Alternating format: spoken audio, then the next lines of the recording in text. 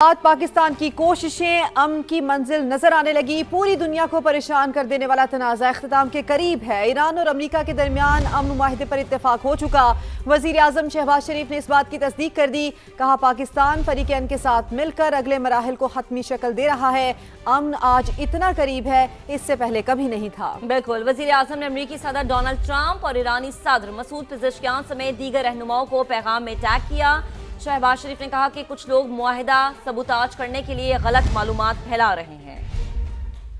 तो आपको अपडेट कर रहे हैं कि पाकिस्तान की अमन की कोशिशें और अमन की मंजिल नजर आने लगी है। पूरी दुनिया को परेशान कर देने वाला तनाज़ा इख्तिताम के करीब पहुंच गया है। ईरान और अमेरिका के दरमियान अमन मुआहिदे पर इत्तेफाक हो चुका है। वजीर आजम शहबाज शरीफ ने तस्दीक कर दी है। कहा, पाकिस्तान फरीकैन के साथ मिलकर अगले मराहिल को हतमी शक्ल दे रहा है। अमन आज जितना करीब है, इससे पहले कभी नहीं था। वजीर आजम ने अमेरिकी सदर डोनाल्ड ट्रंप और ईरानी सदर मसूद पेज़ेश्कियान समेत दीगर रहनुमाओं को पैगाम में टैग भी किया। शहबाज शरीफ ने कहा कि कुछ लोग मुआहिदा सबूताज करने के लिए गलत मालूमात फैला रहे हैं।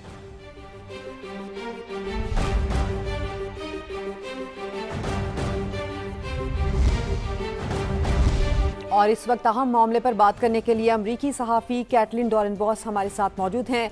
Thank you, Kathleen, for your precious time to join us on Samaa TV. You have been closely following the developments about US-Iran tensions. We have also have with our senior anchor, Mr. Talat Hussain. Talat Saab, over to you. Kathleen, thank you very much for joining us. We again looked at your tweets and we figured out that it's almost 85%, or was it 82%, that the deal is going to be signed. You had a word with the president of the US. What was he telling you? Yeah, so he told me yesterday it was all wrapped up, was the exact term that he used. He really felt confident this time that a deal was close. And what I learned from officials just now was that what's really making this time stand out is that we actually have a physical piece of paper that, according to my sources, will be called the Islamabad Memorandum of Understanding. And that physical piece of paper is what's different, because in prior negotiations and talks, as we've been covering this, for months now, those have been done verbally. The U.S. would submit a document, and then Iran would maybe return with some kind of verbal message. And now we're actually looking at a piece of paper. That's great news for two reasons. One, it has Islamabad as a prefix to it. The other is that the draft text is ready. But you are saying it's an MOU, a Memorandum of Understanding.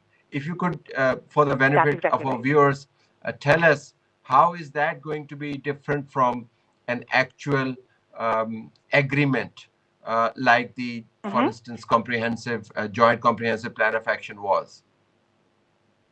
Yes. So the Memorandum of Understanding is going to accomplish a lot of big things, but also it's going to be kind of temporary if things don't go the way that they should be. So this Memorandum of Understanding agrees that the U.S. and Iran will begin about a 60-day period in which they will be discussing more terms that they're looking for. The U.S., of course, is looking for really solid, tangible changes and concessions from Iran with its nuclear program.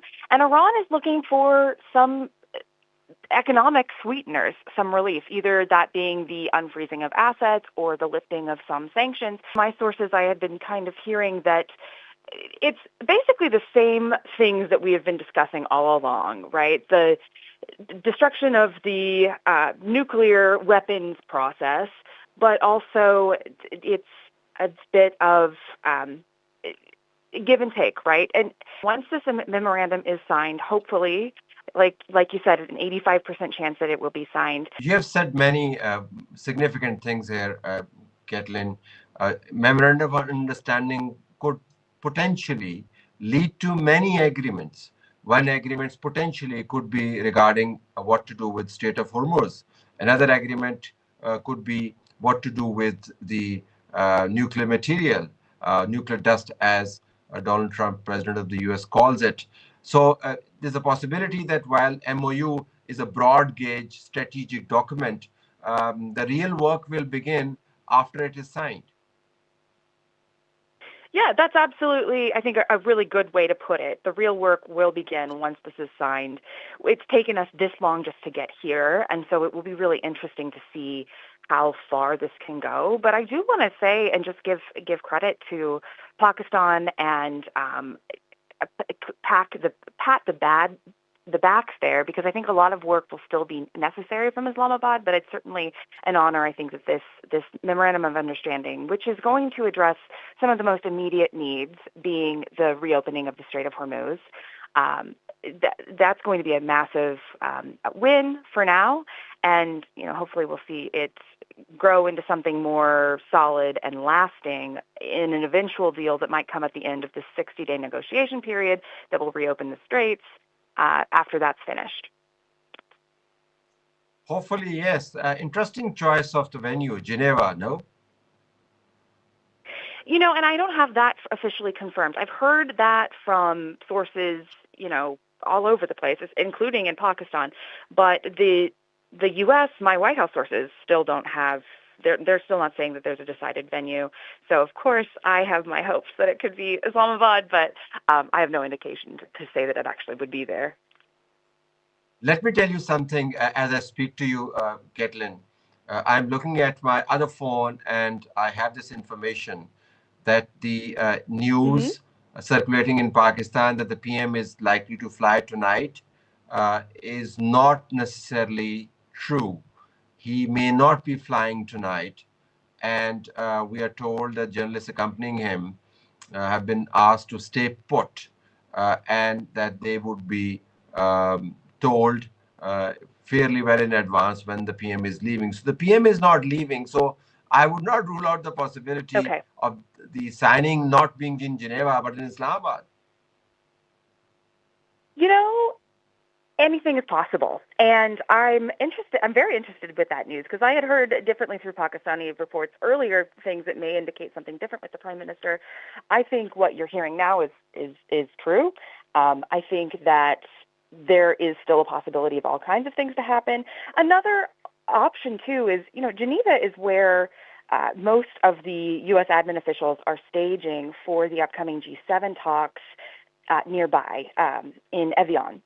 So there is a reason to kind of be in Geneva if you want to meet American officials. But, they're going to be over there. Maybe they'll change things and move over to Islamabad. You never know. I plan to call, once I get the president on the phone next, I plan to mention, hey, what about Islamabad? We'll see. Yeah, please ask him where should you be, because Geneva is some distance from Islamabad. You need to be at the right spot at the right time. But it is certainly, and I think the only reason too that it wouldn't be Islamabad would be just logistically. It is a long flight, but they've worked very hard for this to happen. Yeah, I can understand that.